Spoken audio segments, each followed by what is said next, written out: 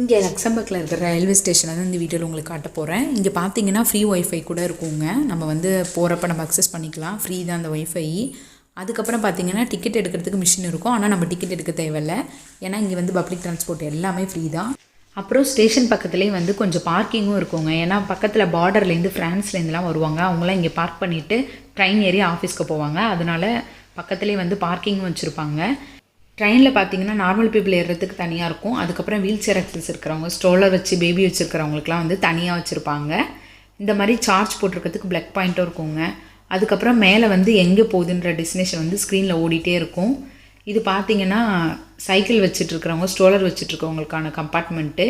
உள்ளேயே ஸ்டெப்ஸ் இருக்கும். அது மேலே ஏறி போனோன்னா அங்கே வந்து தனியாக இன்னொரு கம்பார்ட்மெண்ட் இருக்குங்க. அது வந்து நார்மல் பீப்புளுக்கு.